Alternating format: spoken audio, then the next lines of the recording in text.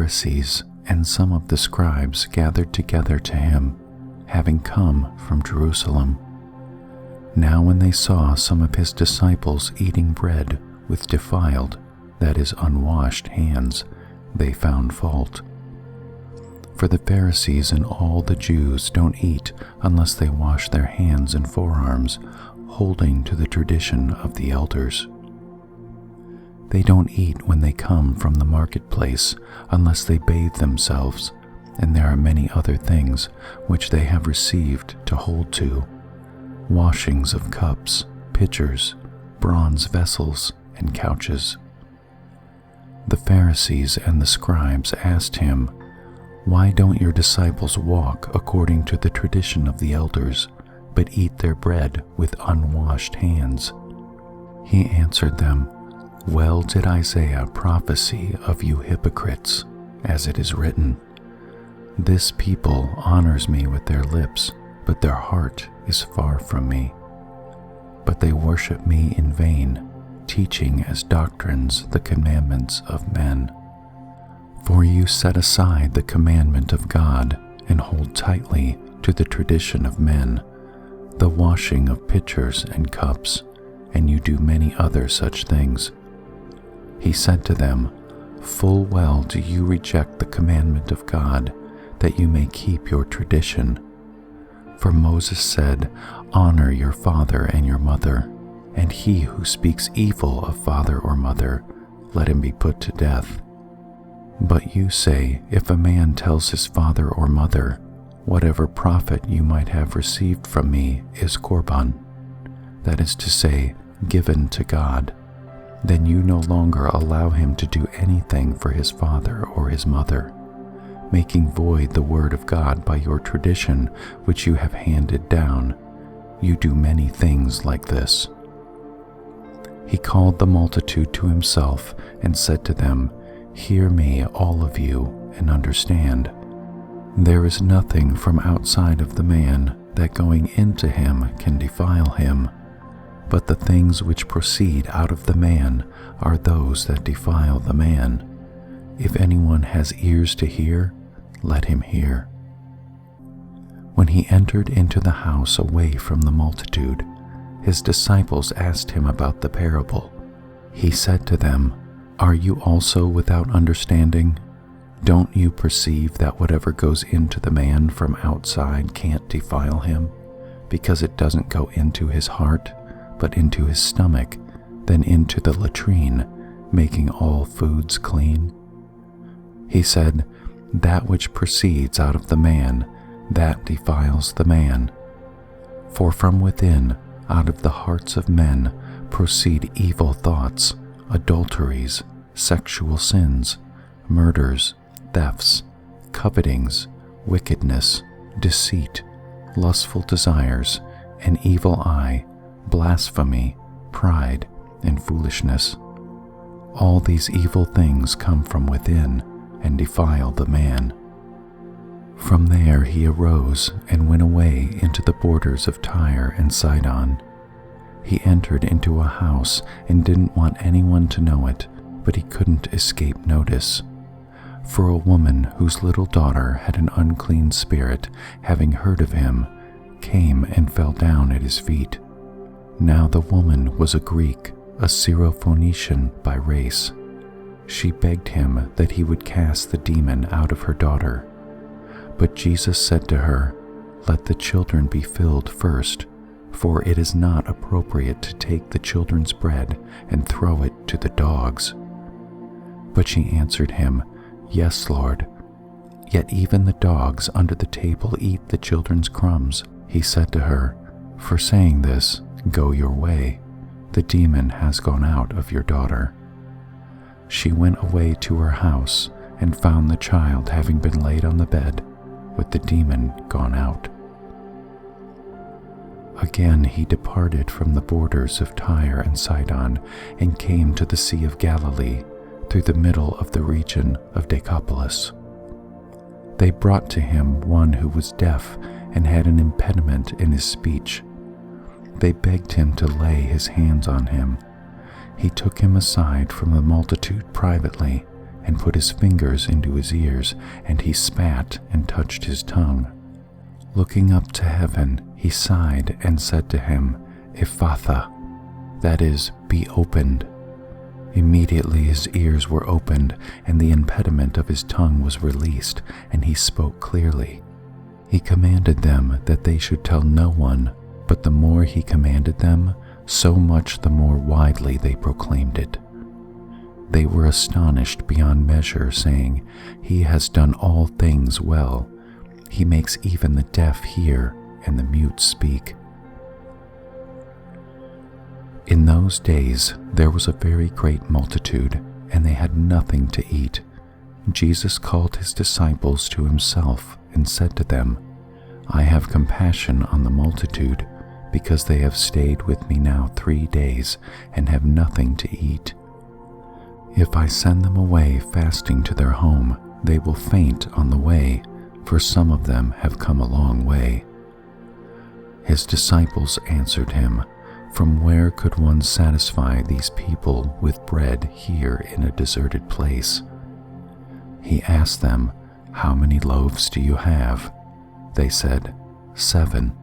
He commanded the multitude to sit down on the ground, and he took the 7 loaves. Having given thanks, he broke them and gave them to his disciples to serve, and they served the multitude. They had a few small fish. Having blessed them, he said to serve these also. They ate and were filled. They took up 7 baskets of broken pieces that were left over. Those who had eaten were about 4,000. Then he sent them away. Immediately he entered into the boat with his disciples and came into the region of Dalmanutha.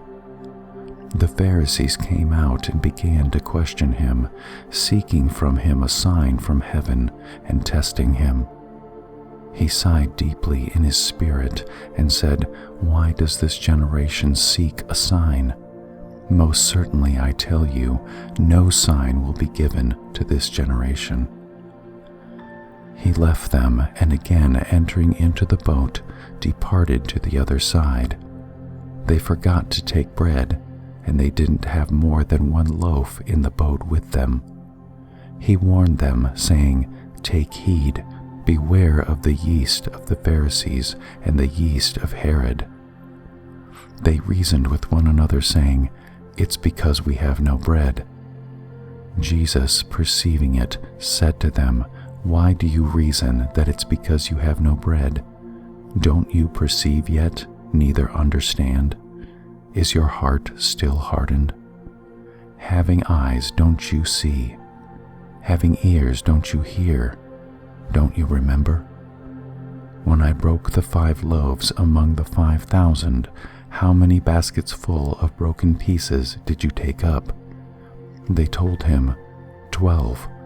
When the 7 loaves fed the 4,000, how many baskets full of broken pieces did you take up?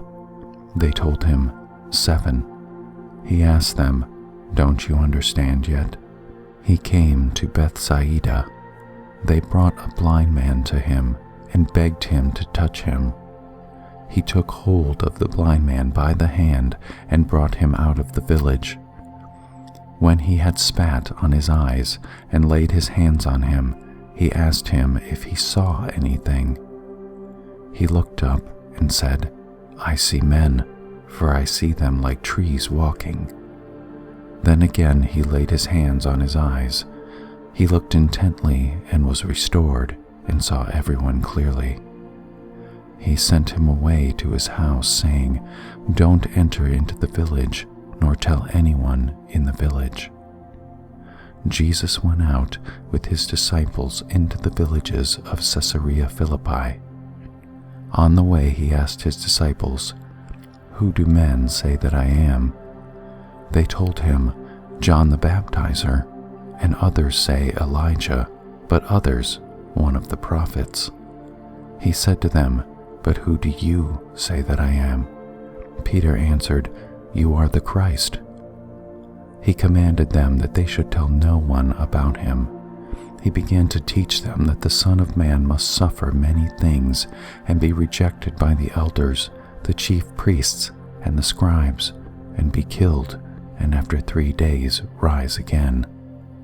He spoke to them openly. Peter took him and began to rebuke him. But he, turning around and seeing his disciples, rebuked Peter and said, "Get behind me, Satan, for you have in mind not the things of God, but the things of men." He called the multitude to himself with his disciples and said to them, "Whoever wants to come after me, let him deny himself and take up his cross and follow me. For whoever wants to save his life will lose it, and whoever will lose his life for my sake and the sake of the good news will save it. For what does it profit a man to gain the whole world and forfeit his life? What will a man give in exchange for his life? For whoever will be ashamed of me and of my words in this adulterous and sinful generation, the Son of Man also will be ashamed of him when he comes in his Father's glory with the holy angels." He said to them, "Most certainly I tell you, there are some standing here who will in no way taste death until they see God's kingdom come with power." After 6 days, Jesus took with him Peter, James, and John, and brought them up onto a high mountain privately by themselves, and he was changed into another form in front of them.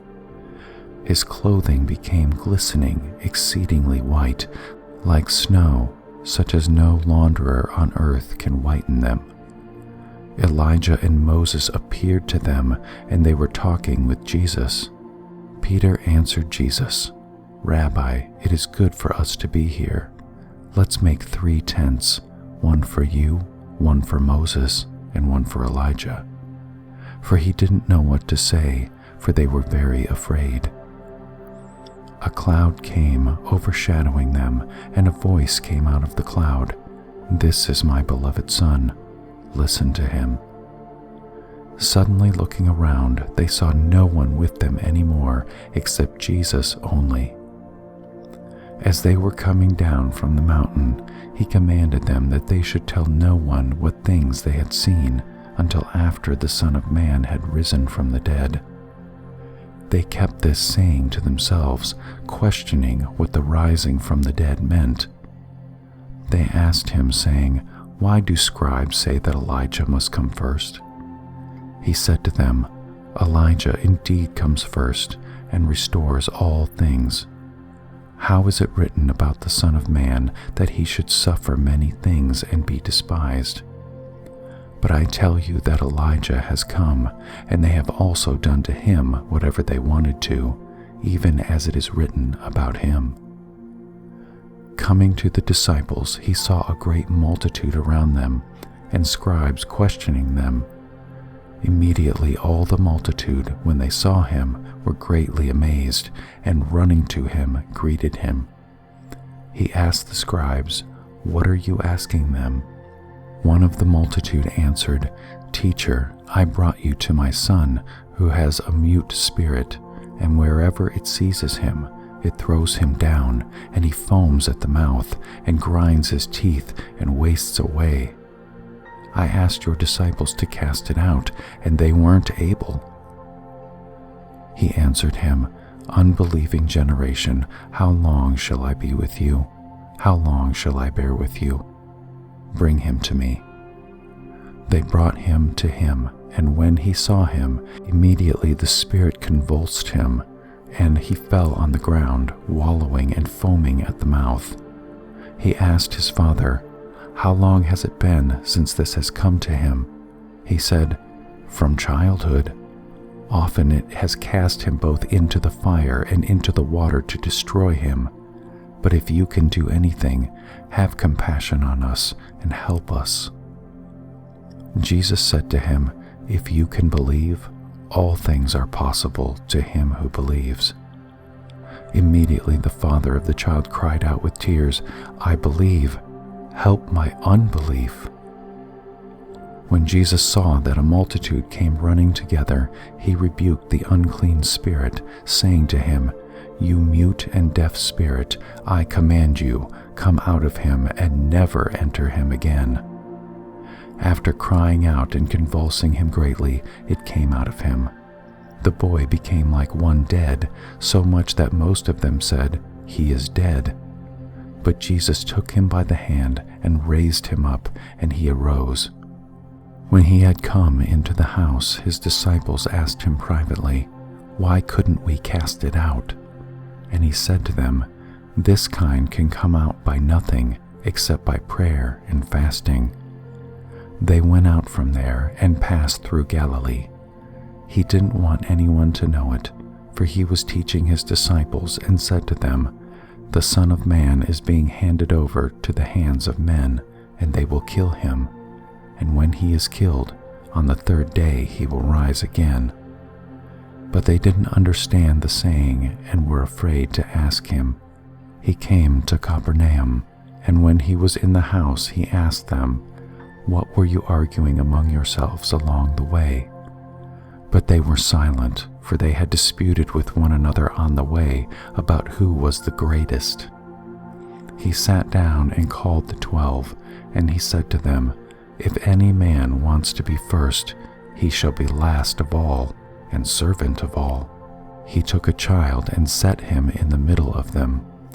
Taking him in his arms, he said to them, "Whoever receives one such little child in my name receives me, and whoever receives me doesn't receive me, but him who sent me."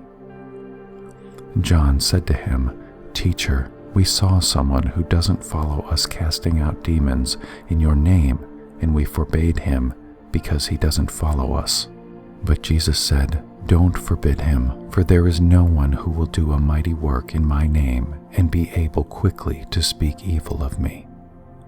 For whoever is not against us is on our side. For whoever will give you a cup of water to drink in my name, because you are Christ's, most certainly I tell you, he will in no way lose his reward. Whoever will cause one of these little ones who believe in me to stumble, it would be better for him if he were thrown into the sea with a millstone hung around his neck. If your hand causes you to stumble, cut it off. It is better for you to enter into life maimed rather than having your two hands go into Gehenna, into the unquenchable fire, where their worm doesn't die and the fire is not quenched. If your foot causes you to stumble, cut it off. It is better for you to enter into life lame rather than having your 2 feet to be cast into Gehenna, into the fire that will never be quenched, where their worm doesn't die and the fire is not quenched. If your eye causes you to stumble, cast it out. It is better for you to enter into the fire where their worm doesn't die and the fire is not quenched. For everyone will be salted with fire, and every sacrifice will be seasoned with salt. Salt is good, but if the salt has lost its saltiness, with what will you season it? Have salt in yourselves, and be at peace with one another." For the chief musician, a psalm by David. May Yahweh answer you in the day of trouble. May the name of the God of Jacob set you up on high, send you help from the sanctuary, grant you support from Zion. Remember all your offerings, and accept your burned sacrifice. Selah. May he grant you your heart's desire, and fulfill all your counsel. We will triumph in your salvation. In the name of our God, we will set up our banners. May Yahweh grant all your requests. Now I know that Yahweh saves his anointed. He will answer him from his holy heaven with the saving strength of his right hand.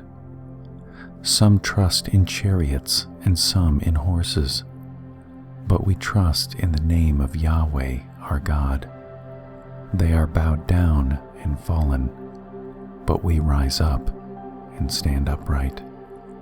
Save, Yahweh. Let the King answer us. when we call.